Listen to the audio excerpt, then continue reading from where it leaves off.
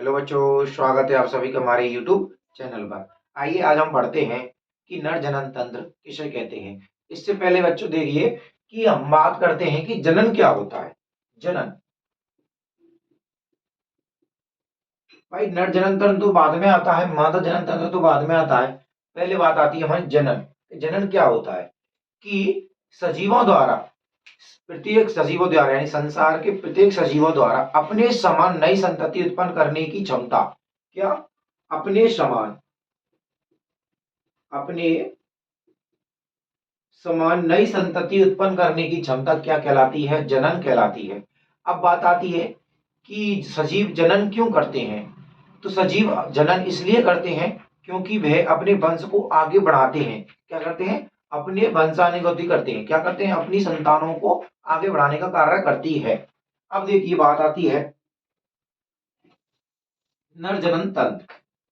देखो, नर जनन तंत्र सबसे पहले बात आती है कि नर जनन तंत्र में सबसे प्रमुख अंग क्या होता है। तो बच्चों देखिए, इसका सबसे प्रमुख अंग होता है वृषण। क्या होता है? वृषण होता है। ध्यान रखिए कि नर जनन तंत्र मानव के सुरक्षित क्षेत्र में स्थित होता है। किसमें होता है? सुरक्षित क्षेत्र में स्थित होता है। और यह तीन भागों में बना बटा होता है: प्राथमिक जनन तंत्र, सहायक जनन तंत्र और सहायक ग्रंथियां। ओके बच्चों, कितनी भाग में बटा होता है? तीन भागों में बटा होता है। अब बात आती है कि वृषण। वृषण मानव शरीर के उदर गुहा से यानी कि पेट से बाहर हल्के गुलाबी रंग के एक जोड़ी होते हैं। कितने होते हैं? एक जोड़ी उपस्थित होते हैं। क्या? वृषण। देखिए ये हमारे शरीर से बाहर उपस्थित होते हैं और हल्के गुलाबी रंग के रूप में उपस्थित होते हैं। ओके बच्चों, अब बात आती है कि ये बाहरी क्यों उपस्थित होते हैं। क्योंकि हमारे शरीर का जो टेम्परेचर होता है उससे 2.5 सेंटीग्रेड या 2 से 2.5 सेंटीग्रेड कम तापमान पर क्या होते हैं? वृषणों से शुक्राणुओं का उत्पन्न होता है। तो ध्यान रखना कि शुक्राणुओं के उत्पन्न या निर्माण। ओके बच्चों, कि शुक्राणुओं के उत्पन्न या निर्माण के कारण क्या होते हैं? ये उदर गुहा से बाहर उपस्थित होते हैं। क्योंकि इनके निर्माण के लिए शरीर से 2 या 2.5 सेंटीग्रेड तापमान कम होना आवश्यक है। क्योंकि हमारे शरीर का तापमान 37 डिग्री सेंटीग्रेड के समथिंग होता है। कितना होता है? 37 डिग्री सेंटीग्रेड के समथिंग होता है। तो आपसे पूछ रहे कि वृषणों का तापमान कितने तापमान पर ये उत्सर्जित हो जाते हैं। तो ध्यान देना, ये होते हैं आपके 35 से 34 डिग्री सेंटीग्रेड पर। ध्यान रखना बच्चों कि शुक्राणु का उत्पादन कितने तापमान पर होता है? 34 से 35 डिग्री सेंटीग्रेड के तापमान पर। क्योंकि हमारे उधर के गुहा का कितना तापमान होता है? 37 डिग्री तापमान होता है हमारे शरीर का। बात आई ना समझ में कि वृषण कोश यानी कि वृषण हमारे शरीर के यहाँ उदर से बाहर क्यों उपस्थित होते हैं? क्योंकि शुक्राणुओं के परिपक्व या उत्पादन के लिए 2 से 2.5 सेंटीग्रेड कम तापमान की उपस्थित आवश्यकता होती है। किससे? शरीर के तापमान से। ओके बच्चों, क्लियर हो जाते हैं ना। एक जोड़ी उदर गुहा से बाहर उपस्थित होते हैं। अब बात आती है कि वृषणों से कौन कौन से हार्मोन स्रावित होते हैं। तो ध्यान देना बच्चों कि वृषण हमारे शरीर से कहां उपस्थित होते हैं? बाहर कि उदर गुहा से एक जोड़ी गुलाबी रंग के गुलाबी रंग के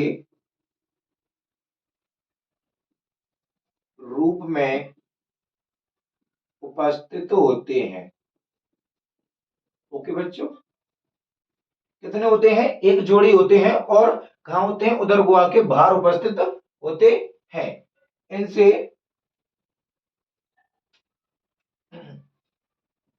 एक हार्मोन स्रावित होता है टेस्टोस्टेरोन। ओके बच्चों, कौन सा हार्मोन स्रावित होता है? टेस्टोस्टेरोन। और इसका कार्य क्या होता है? यह द्वितीय गौण लैंगिक लक्षणों का निर्धारण करता है। क्या करता है? द्वितीय गौण लैंगिक लक्षणों का श्रावण करता है। ओके बच्चों, कंप्लीट ना। कि टेस्टोस्टेरोन क्या करता है, यह द्वितीय गौण लैंगिक लक्षणों का निर्धारण करता है। अब बात आती है कि हमारे द्वितीय गौण लैंगिक लक्षण क्या होते हैं। तो बच्चों द्वितीय गौण लैंगिक लक्षण क्या होते हैं, देखिए कि मनुष्य या कि नर में तो क्या होते हैं, इसके कारण दाढ़ी मूंछ आते हैं, आवाज का भारीपन होता है, यानी कंठ में क्या होती है, भारीपन आता है। ओके, शरीर पर बाल आते हैं और महत्वपूर्ण यानी जनन अंगों के पास भी क्या आते हैं, बाल आते हैं, आंख में भी बाल आते हैं, दाढ़ी मूंछ बाल आते हैं, ये क्या होते हैं। और त्वचा का क्या होना, खुरदरा, ये क्या हो जाते हैं, द्वितीय गौण लैंगिक लक्षण होते हैं, किसके, मनुष्य में, नर के। ठीक है ना। टेस्टोस्टेरोन के कारण क्या होता है, द्वितीय गौण लैंगिक लक्षण का विकास होता है। इसके बाद आती है, देखिए बच्चों कि ये क्या हो जाता है, हमारा वृषण हो जाता है। क्या होते हैं, हमारा वृषण हो जाता है, वृषण कोष होता है, ये वृषण होता है। इससे एक नलिका निकलती है, इसको बोलते हैं शुक्रवाहिनी। क्या बोलते हैं हम, शुक्रवाहिनी बोलते हैं ये वाली को। तो देखो बच्चों, नंबर 2 होती है शुक्रवाहिनी। वैसे तो वृषण में क्या होता है कि इसके अंदर 200 से 250 क्या होते हैं, कच्छ पाए जाते हैं, पालियां पाई जाती हैं। और इसका आकार कितना होता है, तो ध्यान देना बच्चों, इसका आकार 4 से 5 सेंटीमीटर तो क्या होता है, लंबा होता है, और 2 से 3 सेंटीमीटर क्या होता है, चौड़ा होता है। ओके बच्चों, ध्यान देना कि क्या होता है कि इसका आकार 4 से 5 सेंटीमीटर तो लंबा और 2 से 3 सेंटीमीटर क्या होता है, चौड़ा होता है। ठीक है ना। इसमें 250 कच्छ पाए जाते हैं, जिनको पालियां बोलते हैं। इसमें दो प्रकार की कोशिका मिलती है, स्पर्मेटोगोनिया और सर्टोली कोशिका। स्पर्मेटोगोनिया क्या कार्य करती है कि शुक्राणुओं के उत्पादन के लिए प्रेरित करती है, शुक्राणुओं के जो निर्माण होने का क्या करती है, प्रेरित करती है। और हमारी सर्टोली कोशिका क्या करती है, उन कोशिकाओं को यानी उन शुक्राणुओं को क्या करती है, पोषण प्रदान करती है। अब देखिए शुक्रवाहिनी, शुक्रवाहिनी शुक्राणुओं को लेकर उधर गुहा के ऊपर की ओर जाती है। देखो बच्चों क्या होती है कि शुक्रवाहिनी ये है, यहां से वहां तो क्या लेंगी, शुक्राणुओं को लेकर ऊपर की ओर जाती है, तथा फिर नीचे की ओर लूप बनाती है, यानी कि मूत्राशय की ओर क्या बनाती है, लूप बनाती है, तथा आगे जाके शुक्राशय में मिल जाती है। देखिए बच्चों क्या हो रहा है, शुक्राशय ग्रंथि से यानी शुक्राशय से आती हुई एक नलिका से क्या बन जाती, संयोजित हो जाती है। तो क्या होता है, इस जगह पर शुक्राशय में शुक्राणु संग्रहित हो जाते हैं, सुरक्षित हो जाते हैं, तथा यहीं से क्या होता है, महत्वपूर्ण क्रिया के समय शुक्राणुओं को बाहर निकाल दिया जाता है। ओके बच्चों, तो ये क्या हो गया, हमारी शुक्रवाहिनी। ये क्या होती है कि शुक्रवाहिनी शुक्राणुओं को लेकर, शुक्राणुओं को लेकर उदर की ओर ऊपर जाती है। कंप्लीट बच्चों। तथा शुक्राशय से, तथा शुक्राशय में शुक्राणुओं का क्या करती है, संरक्षित करती है। कंप्लीट बच्चों। कि शुक्रवाहिनी का क्या कार्य होता है कि यह शुक्राणुओं को लेकर उधर गुहा की ओर जाती है, उधर की ओर जाती है, तथा शुक्राशय से संग्रहित होकर क्या करती है, शुक्राणुओं को संरक्षित करती है। ओके बच्चों। फिर इसके बाद आती है कि ये शुक्राशय ग्रंथि यानी शुक्राशय कहाँ होता है। नंबर 3 कि शुक्राशय कहाँ होता है। ध्यान देना बच्चों कि शुक्राशय मानव के मूत्राशय के नीचे और गुदा द्वार के पीछे की ओर उपस्थित होता है, एक जोड़ी रूप में। ध्यान देना किस रूप में होते हैं, ये एक जोड़ी के रूप में होते हैं। ओके बच्चों, एक जोड़ी के रूप में शुक्राशय उपस्थित होता है। इसके बाद आता है कि शुक्राशय मूत्राशय से नीचे एक जोड़ी के रूप में स्थित होता है।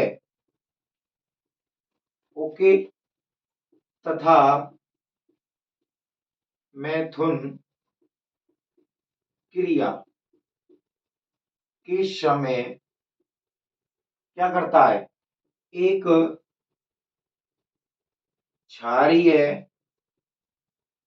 पदार्थ का स्राव करता है। ओके बच्चों। और क्या करता है फिर ये शुक्राणुओं को आगे की ओर ढकेल देता है।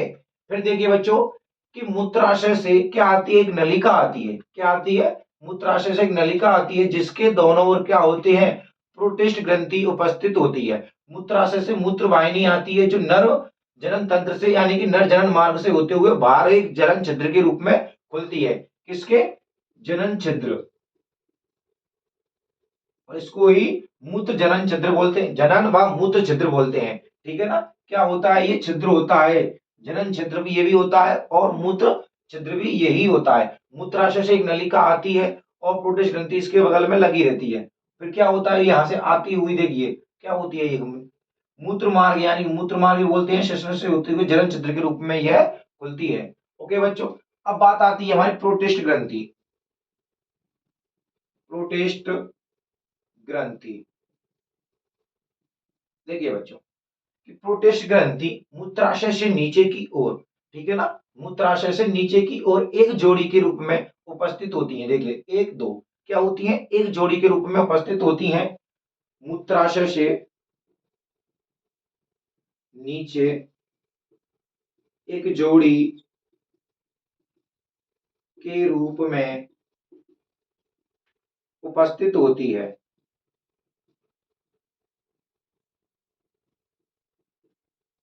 ओके बच्चों। और क्या करती है, इससे क्या साबित होते हैं, हमारा एक चिपचिपा पदार्थ यानी कि एक क्षारीय पदार्थ निकलता है। क्या निकलता है, एक क्षारीय पदार्थ निकलता है। और इससे जो पदार्थ निकलता है उससे शुक्राणु मिलकर क्या बनाते हैं, सीमन बनाते हैं यानी कि वीर्य बनाते हैं। इससे निकला पदार्थ, इससे निकला पदार्थ क्या बनाता है, सीमन पदार्थ तथा शुक्राणु मिलकर सीमन या वीर्य बनाता है। ओके बच्चों। फिर बात आती है हमारी कि काउपर्स ग्रंथि क्या होती है। Number 5, Cowper's.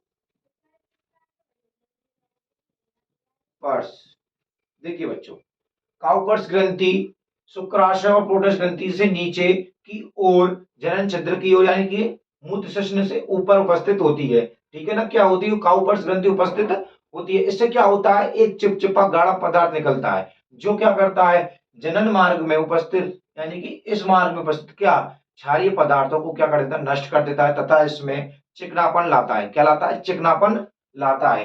काउपर्स ग्रंथि से एक गाढ़ा चिप चिपा पदार्थ निकलता है। ओके बच्चों। क्या निकलता है, एक चिपचिपा पदार्थ निकलता है जो क्या करता है, जनन मार्ग में क्या कर देता है आपको कि इसकी क्षारीयता को नष्ट कर देता है। ओके, अम्लीयता को नष्ट कर देता है। और ये भी क्या करता है, यह योनि मार्ग में जाता है तो क्या होता है, मां की जो क्षारीय पदार्थ होते हैं, अम्लीय पदार्थ होते हैं, उसको भी नष्ट कर देता है तथा तो शुक्राणुओं के परिवहन में क्या करता है, सहायता करता है। ओके बच्चों। तो ये क्या हो जाता है, आपका नर जनन छिद्र कंप्लीट हो जाता है। ठीक है ना। नर जनन तंत्र को सचित्र वर्णन करके मैंने आपको बता दिया है इसमें क्या क्या होता है। अगर आपके इसकी नोट्स लेना चाहते हैं तो हमारे टेलीग्राम चैनल को ज्वाइन कर देना। जो क्या दे रखा है हमने वीडियो में डाल रखे हैं हमारे चैनल की डिस्क्रिप्शन में। ठीक है ना बच्चों। धन्यवाद आपको। अगर हमारी वीडियो अच्छी लगे तो हमारे चैनल को सब्सक्राइब जरूर कर देना।